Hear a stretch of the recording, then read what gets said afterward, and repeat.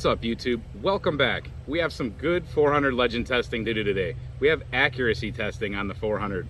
So we have ammunition out from Winchester. At the making of this video right now, we don't have any actual rifles out. I don't know why. It's close to hunting season. Right now we're in August of 2023, and this was supposed to be out for hunting season of 2023, the fall. And from what I understand, we might not even see Winchester rifles until next year. But that could just be rumors. In the meantime, we have some ammo. We have an upper for this AR-15 lower receiver. This is a CMMG Mark IV. We just have a standard 400 legend upper on it right now. I always mention how we got that upper, and that was made by T2 Armory. They didn't sell it, make it to sell, anything like that. They made it to just see what it's like because they wanted to see it on video. They were tinkering around. They're a machine shop and they're awesome people. So they sent me one and we're using it. So very cool, and we've been doing a lot of shooting with it. We've put a lot of different ammo through it, making different hand loads, especially out of 10mm ammunition, deconstructing it and reconstructing it into 400 legend ammo. Because basically, all 400 legend is, when you think about it really quickly, is a very extended 10mm. It's made just short enough to fit in an AR-15 style magazine so that you can get it into this mag well. With that being said, I'm not sure exactly what type of magazines they plan on using when companies like maybe CMMG will actually make upper receivers. It's rumored that they're going to make upper receivers for this, maybe complete rifles. I don't know what type of magazines they're going to be using. I've tried a couple different ones, including 6.5 Grendel. Sometimes they work, sometimes they don't. Right now I'm using just a standard 350 Legend magazine. Now we haven't seen any shooting of any 400 Legend guns as of the making of this video that I know of. We haven't seen it on YouTube or anything like that, so I have no idea about the accuracy of this round. Straight wall cartridges, which is what this is for hunting, primarily was designed for hunting in states that restrict bottleneck cartridges and other things, but for the most part, just call them restricted hunting states. And it's questionable sometimes the accuracy that you get out of these type of rounds because they're not bottleneck cartridges that are very optimized type of bullets. They have a different kind of ballistic coefficient and things like that. So after 100, 200 yards, they tend to nosedive and accuracy becomes questionable. We're gonna do it at 20 yards, 50 yards, and 100 yards today. We're using a Sightmark scope. Now, I don't know anything about Sightmark. I just picked this up at my favorite local gun shop, actually. And I'm gonna be giving it a try. It's a 1:9 power, and I don't know a whole lot about hunting scopes in general. I know just enough to get around with them. This is a very cool scope though because it's optimized for a straight wall cartridge. It's optimized actually for 450 Bushmaster. They say right on here, range finding, or let me put it to the English part. Range finding reticle designed for white-tailed deer, 450 Bushmaster, 250 grain BDC reticle. So if you're gonna use a 250 grain 450 Bushmaster at whatever velocity they're thinking you should use it at, you do have a reticle in here, and I'll try to focus in for you. So it should account for some ballistic drop. I'm not sure how it's going to work with 400 Legend, but supposedly one of the things about 400 Legend is they say it falls somewhere in between 350 Legend and 450 Bushmaster. Now I'm going to be doing a review on this scope in general, but for now I'm just going to pretty much be using it. This is a very affordable scope. I can't tell you where I got it, but I got it for under $140. So that's really good, in my opinion. That's budget, in my opinion, but it seems pretty high quality. To be very honest with you really quickly, I compared this to a Vortex scope that was about $50, $60 more, and I liked this one better. So whatever that means as far as clarity in the glass. Let's see how it does down on target. We'll be sighting in and grouping on a loopholed 100-yard target that's actually made for hunting scopes. So that's pretty cool. And I guess why it's made for hunting scopes is because you can kind of lay the crosshairs right in between here. We'll see. And I'll be using bags for steadiness. They won't be set up like typical because I have an AR-15 buttstock on here, but it'll be stable, promise. And for people that might knock on the scope setup, I'm using the rings that came with the budget type of scope, budget in my opinion, but I'm using the rings that they sent. They're not perfect, and they were not high enough for an AR-15 setup. So I'm using a UTG riser, and these rings and this riser are not optimal. However, it does put my eye in the optimal position for my shooting position with cheek weld to see through the scope properly.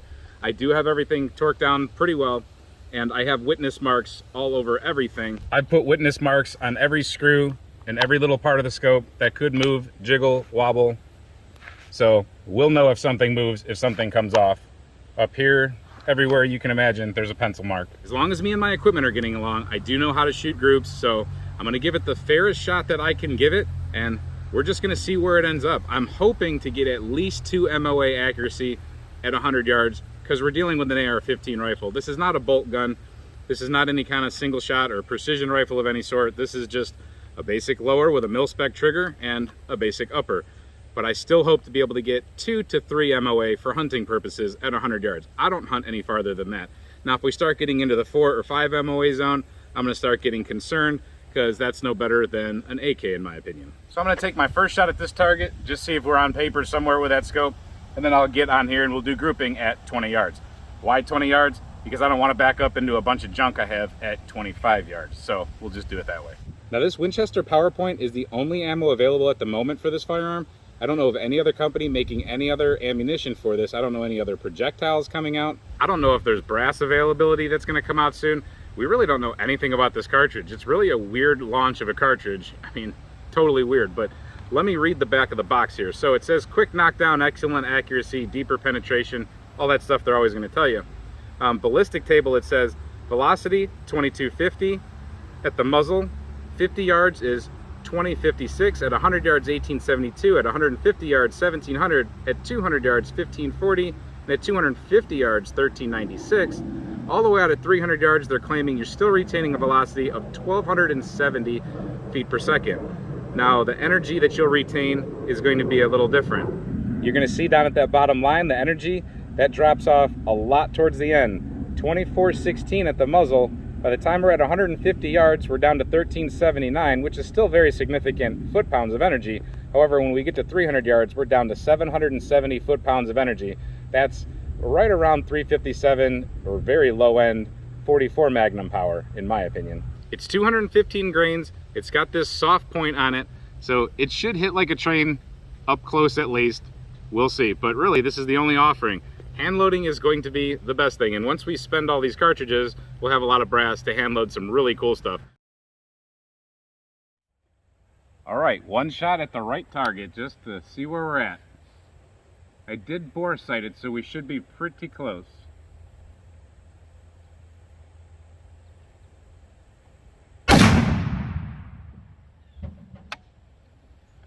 Looks like we're about 5 inches or so off to the right. Let's adjust for that. We've made a small adjustment. Let's take shot number 2. Let's walk it over.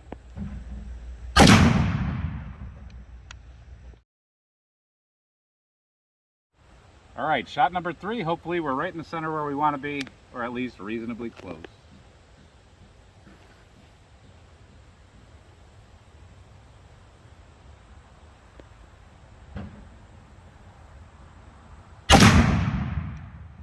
Very nice. So a quick recap of our zeroing. First shot, then we worked it in, and then we worked it in where it's supposed to be the rest of the way. So let's get a group at 20 yards right here on this target with 3 shots. I am feeding these in one at a time, nice and easy. I'm not going to let them cycle because we're trying to get accuracy. And these type of projectiles are subject to a little bit of setback if they ram into the ramp a little bit. Especially these straight wall type of cartridges can have a little bit of a blunt force there getting into the ramp. So 3 shots on that target, and none of my witness marks that I've put on this scope and rings and whole setup, nothing has moved in the first few shots.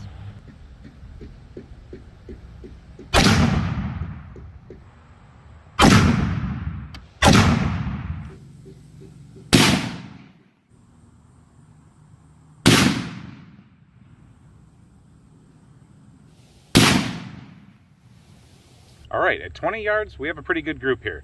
When we measure this out, from center of bullet hole to center of bullet hole, I can call this at, I'm gonna call it at 3/4 of an inch. So that's really good at 20 yards. Let's see what it's like when we move it out to 50 yards. All right, we had to move the table a little bit. We're exactly 50 yards away, exactly off the muzzle, to that target down there that you also see on camera on the side. 3 more shots. Let's see how this goes. Last time I was zoomed up to power 5, now I'm zoomed up to power 9. All right, shot a little bit high, of course, because our zero is different. Let me get another round in there.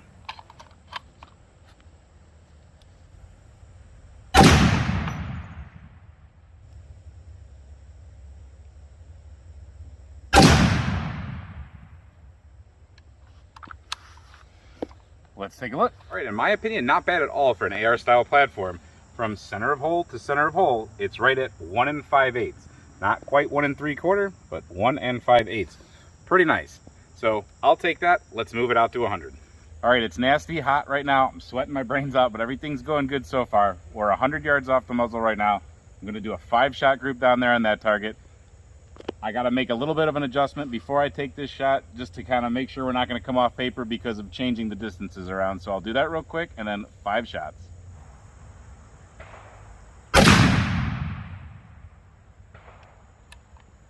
We're in there enough.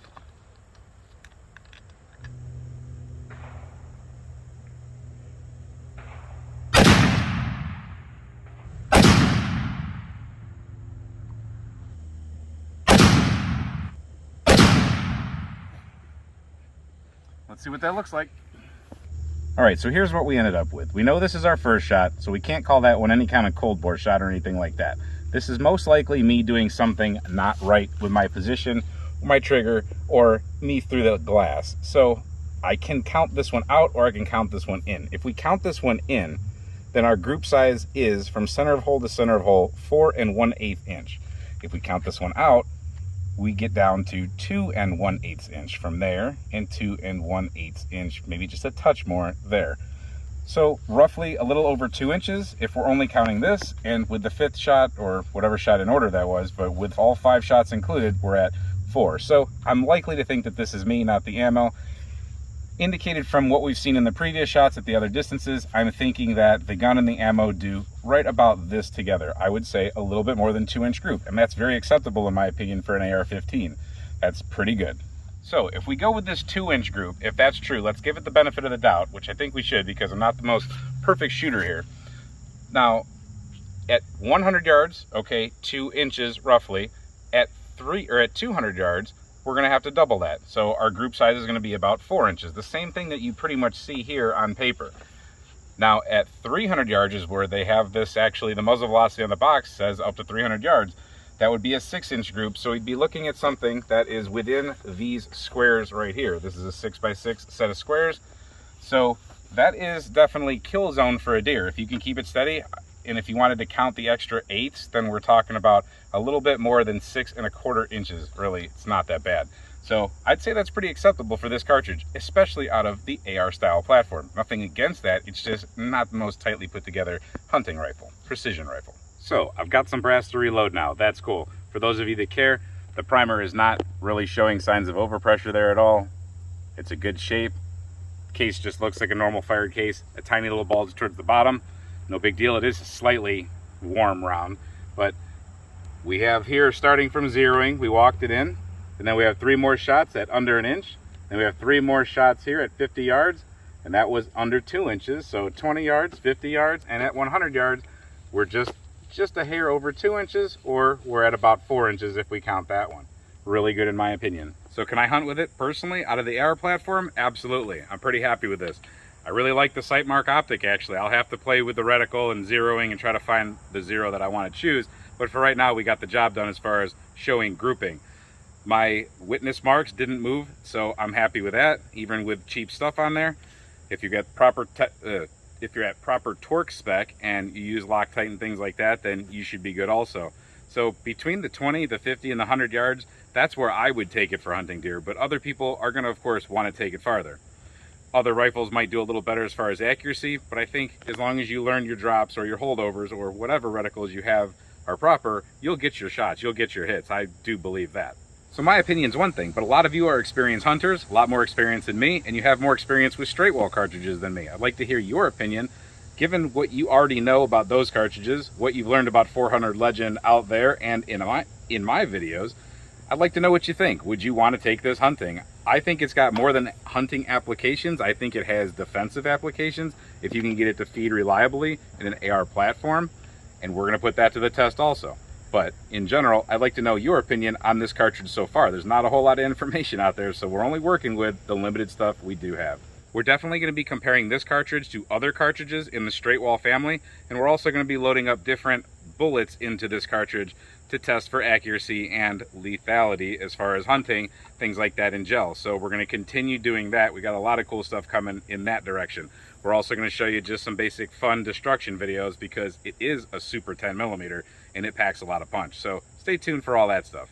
Hope you enjoyed this 400 Legend accuracy video. Hope you're enjoying this 400 Legend testing that we're doing. Hopefully they get these firearms out. If there's anything special or good ideas that you want me to do, leave them in the comments. I'm open to any kind of suggestions. I'll keep trying, whatever. This is fun. I like doing this, and this is a pretty cool round. I like 10mm, and this is the Hyper 10mm. So, thanks for watching this video, and until we see you next time, stay safe, have fun, and keep shooting.